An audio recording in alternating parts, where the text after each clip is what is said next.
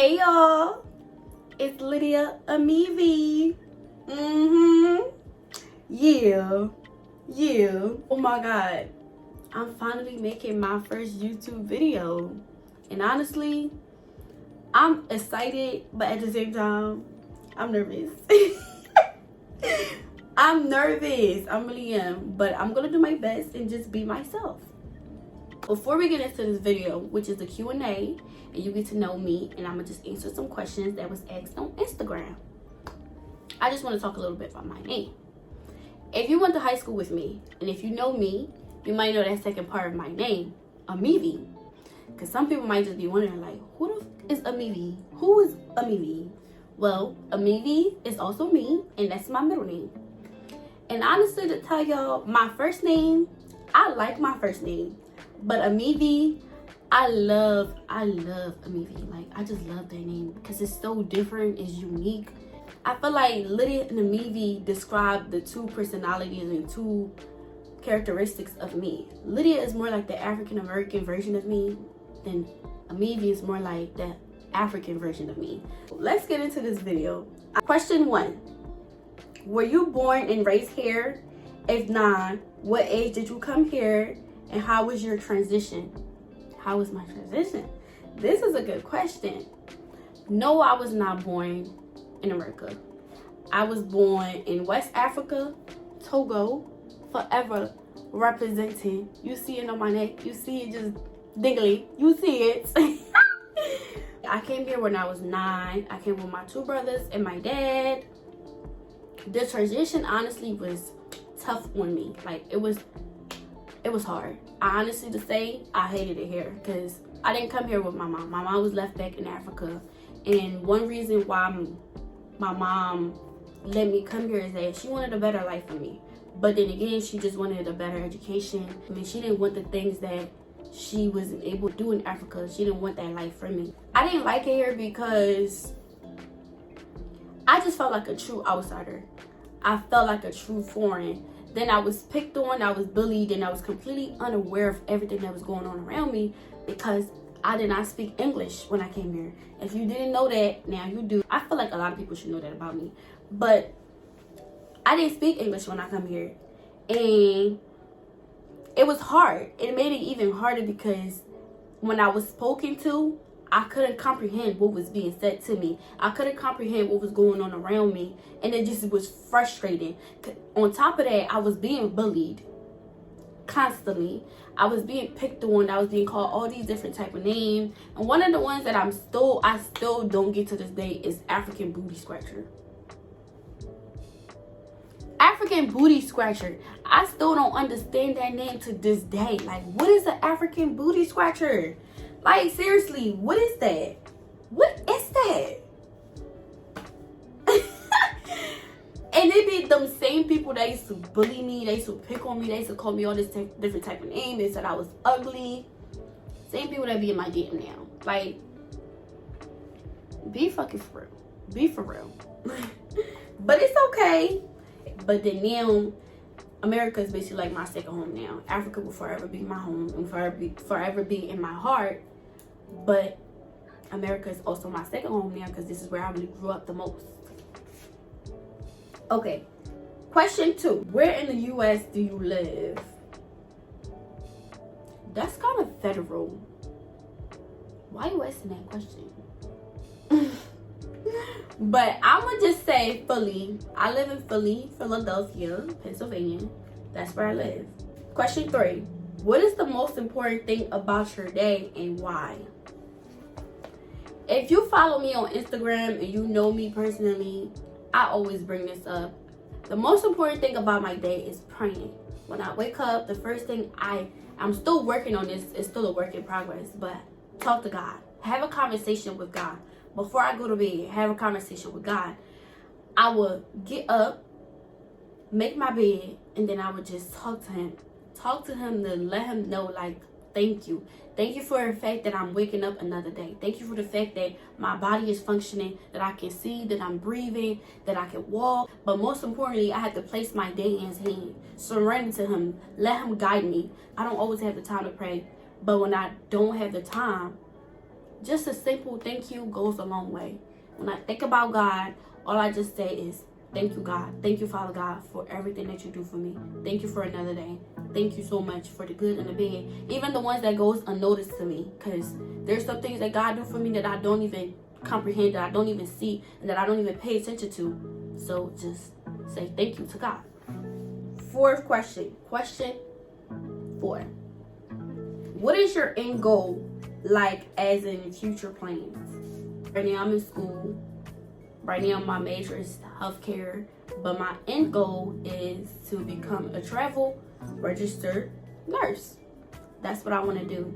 That's what I want to become, because I like to provide help. I like to make other people feel better. And if I can do that medically, scientifically, I want to do that.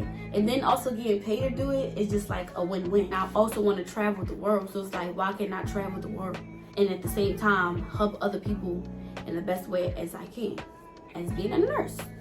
So that's a win-win. Question 5. What is my favorite quote? I'm actually looking at it right now. I got this as a gift, but it was during a time where I was really just struggling with knowing myself, like understanding myself and loving myself. The quote is, "Beauty begins the moment you decide to be yourself," by Coco Chanel. Yeah. And honestly, I love that quote because it's like, I had to really learn to just be myself. And that is like a constant reminder. Like, when I'm myself, that's when I look my best self. When I'm myself, that's when I look like the beautiful Lydia that I am. Just be myself. That's like, be genuine and be authentic. That quote is one of the contributions that got me to just be me. It's okay to be me. I have another quote. I have 2 quotes. This book right here got me this quote. And it's basically said, do the best you can until you know better. And when you know better, do better. Do better. And it's by Maya Angelou. I live by that. Doing my best. As long as I do my best, and whatever it is and anything, I'm good. I'm good. Question 6. What are 10 items you cannot live without? 10 items? Okay, first one is money. People might say, oh, money is not a necessity. But I need you to say, I'm going to be honest with y'all. Money buys my happiness. Money doesn't buy happiness, true. But at the same time, it does. It depends on what it is. Money does a lot in so many ways that why not? And then it's 2023. Everything is so expensive nowadays. Every time I go outside, I'm spending money. I need money. I cannot live without money. That's why I work and get it. Yeah. Second thing, a car. I bought my first car when I was 18. One of the best days ever. I was so happy. For me to maneuver my way through Philly, I need my car to get from point A to point B, and even sometimes point C. Matter of fact, the whole alphabet. Third thing would be a planner. I need a planner, like, to time manage when it comes to going to school, when it comes to going to work, when it comes to going to the gym, when it comes to going to therapy, when it comes to me with my mentor. All these other things, I need a planner. And I have it right here. I like black. Like, if you know me, I love black. But I need a planner.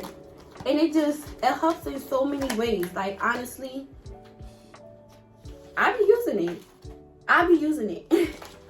Like, I need my planner. Like, I truly do. But yeah, I have that, and then I also have a calendar board. Y'all can't really see it, but I have a calendar board and a planner that I could just write in to just time manage. The next thing would be a journal. I had learned this new thing where it's better to have 2 journals. One for good, positive things. Because don't put your negative things and your good things like in the same book. It's just like, it's not good. It's not good energy. So positive and negative. This should be common to everybody. Food. I cannot live without food. I love food and I'm gonna eat it up real good. Like zumdily yum yum, a purr. Yo, I play too much. I iPad and iPhone. This should be common too because I use my iPad for school. I just bought it recently. I was so happy. I be using it for school, to type, to write my essays, and then my phone, music, being on social media, talking to my friends. Like, I need my phone, check my email, keep up with my work, and keep up with my teachers, keep up with whatever. Like, my phone does that for me. I need my phone.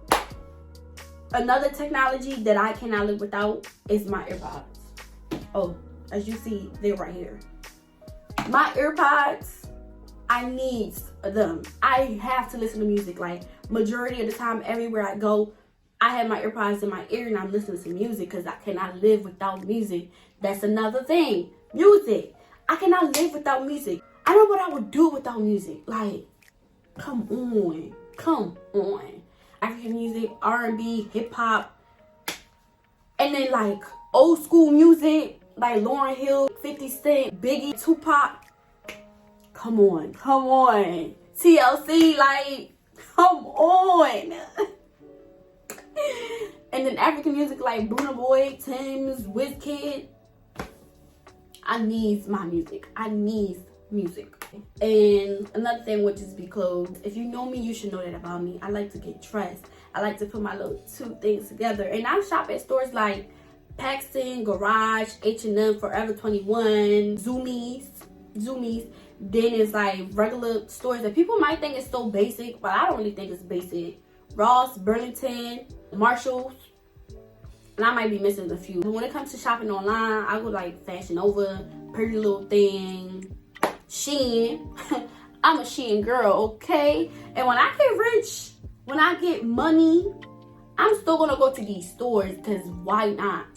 Designer is cool and all, but I feel like the amount of money that I can spend on designer, I can get so much clothes from all these other stores and just put it together. Put it together, like, for real. 7th question. What's your favorite book? My favorite book is The Coldest Winter Ever by Sister Soldier. My sister introduced me to that book, and ever since, I've been stuck with Sister Soldier books. Like, I had all of the collection. I think I'm only missing 1 or 2. But her books are so good. Like, it be having me in my room like, what? Wait, huh? What happened? Wait, I be having to reread the paragraph, the sentence, and just be like, wow, that's crazy. I just love it. With my imagination just run wild, and I'm just like making images, like it's like I'm watching a movie in my head. Oh, I love to read. Oh, I love to read. Question 8. How do you push through hardship? I have my therapist to just talk to about like when I'm dealing with a hard time. But then again, most important person I can really talk to is God. So when I pray, I just really vent to God. I pray about it, then I take it one step at a time. Question 9. What is something that keeps you motivated in life? Something that keeps me motivated in life is my vision board. And then like I just recently made a digital one for,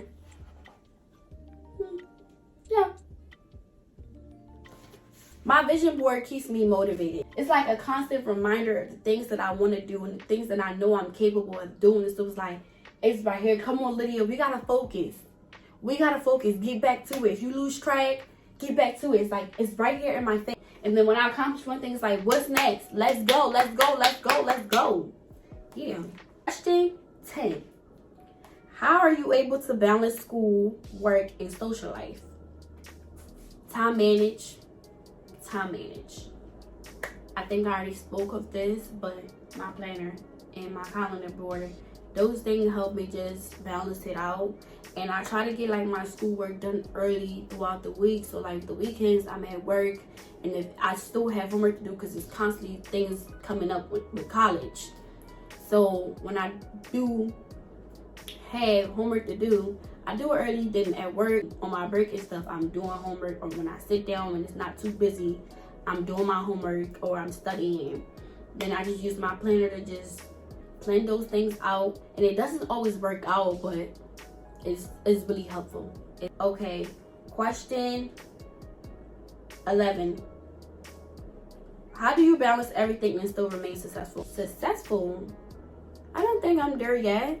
I mean, I'm doing my best and I'm managing, but at the same time, I'm not where I want to be in life yet. I may have accomplished some things, such as having my own place, having my own car, going to school, going to work, and making sure like, oh, I still go to the gym or anything else for real. Yes, I'm managing, but I don't think I'm successful. But that's another thing I had to learn is give myself some freaking credit.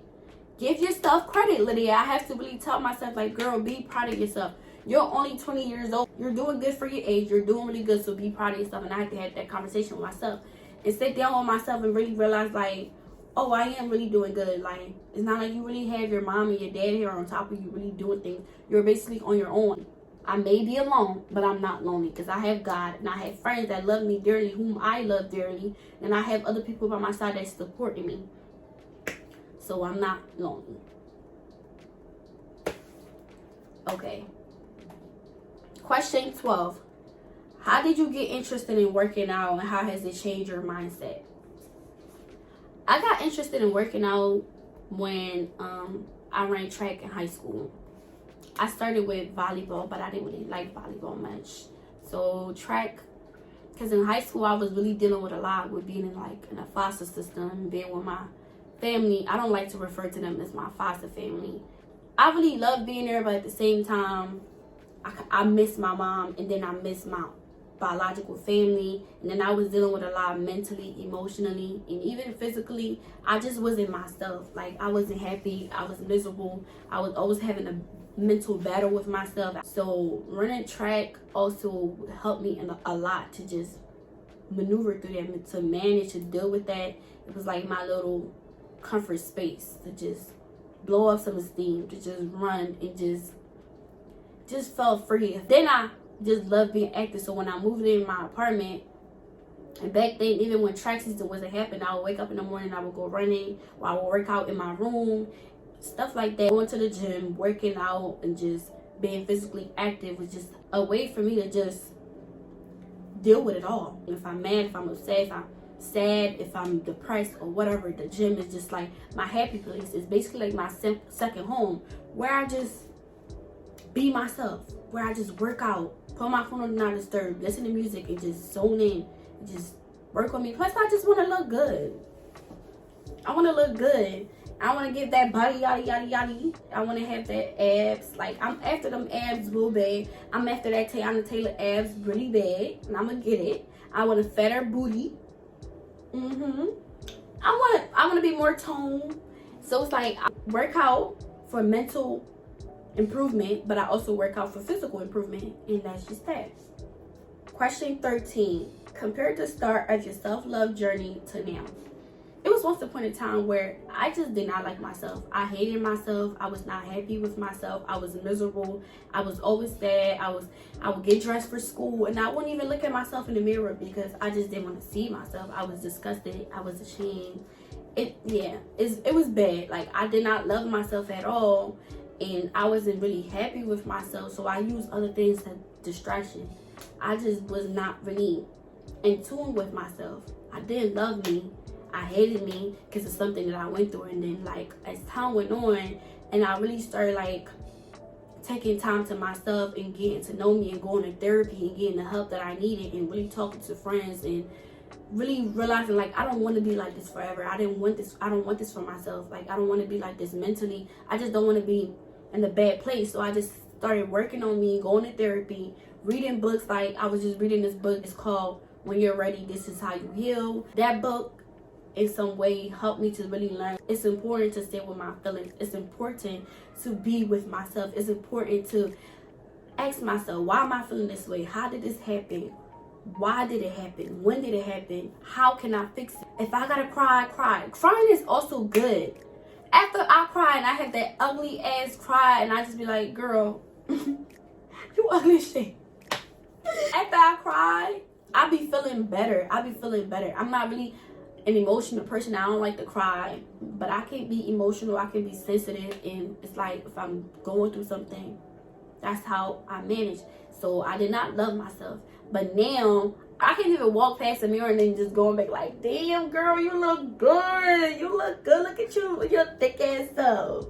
Look at you with your gorgeous self. Like, you look good as shit, girl. Body is giving body, yaddy, yaddy. Titties is tittying.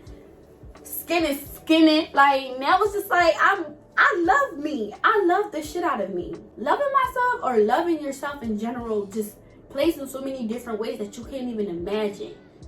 It's like a mental thing. When you're mentally healing and mentally, emotionally healing, it's great.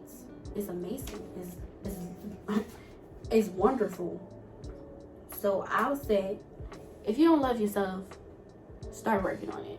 Because you need it. Because if you got to love yourself for the better of you and for the better of others that love you and that care about you. So work on it. Work on it. Work on it, Bookie. Work on it. What's another question? What is the hardest thing you had to face with a friend? Hardest thing I had to face with a friend was betrayal. Being betrayed. Yeah, that hurt. That shit fucking hurts. Because it's like, you're supposed to be my friend. How can you just trade on me like this? Like, that's crazy. But shit, things happen. People go different ways. Me as a friend, and some friends, we're not gonna walk the same journey forever. We're not gonna be friends forever, and that's just that. I had to just accept it and let it go. Me personally, when I love somebody and I care about them, even if we ended on bad terms, we don't talk anymore, I'ma still love you. I'ma still care about you, but I'm gonna keep my distance. You be happy and you be great, but that's just not at my table. You're just not around me. I wish you the best. I want the best for you. I wish you the best in life, but just do you and I do me. And that's just that. I'm not gonna reciprocate negative energy with negative energy. I'm not reciprocating lame shit with lame shit. I'm just not gonna do it. No, I'll rather just peace, bye, and you do you and I'll do me. Question 15. What is the worst day you ever had? Never again. Just never again. Worst day I ever had was basically, I planned it. I like this guy and I care about him. One thing about me is when I like and love, I do it hard. Like, I go about it hard. Like, I'm just a really loving, caring person. And that's why I need to be wise about who I love and who I care for. But I planned a picnic for me and him. And it just didn't work out. It just was horrible. Like, I could have saved my money. I bought us wine. I bought us food. I set up a whole little thing. And I bought a picnic basket. And I went out. I did my best to plan it. And it was for the wrong guy. After that, we just stopped talking. And it just didn't work out. So we just like, worst day ever. Never again. Never again. If the guy is not my man, if he's not my boyfriend, he's not my husband, that's just a no. No, I'm just not gonna do it. Sorry, not sorry. Question 16. What's your favorite African song? Las Las by Burna Boy. Burna Boy. Bidocas. Las Las. Now everybody go chop breakfast.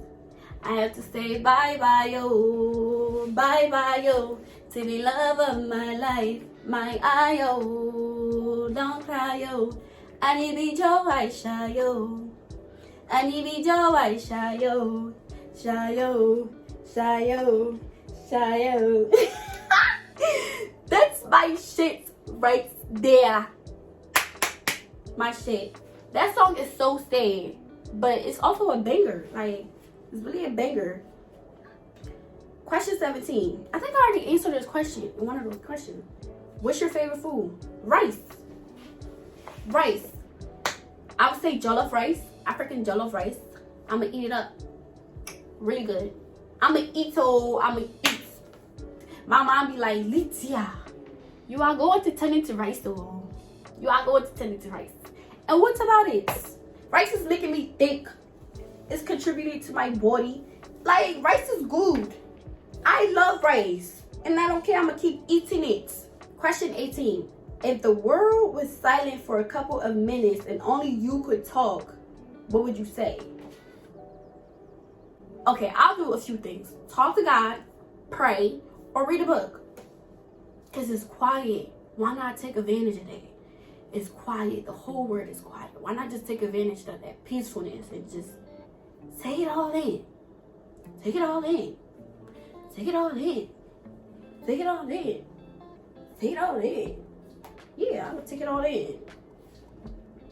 Question 19. Of course they asked this question. How come you're single? I'm single because I choose to be. I don't know why people make it seem like being single is such a bad thing. It's not really a bad thing.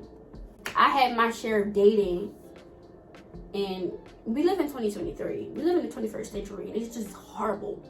The dating world is just fucking horrible. Dating has told me to just like take time to myself, to wait for the right person.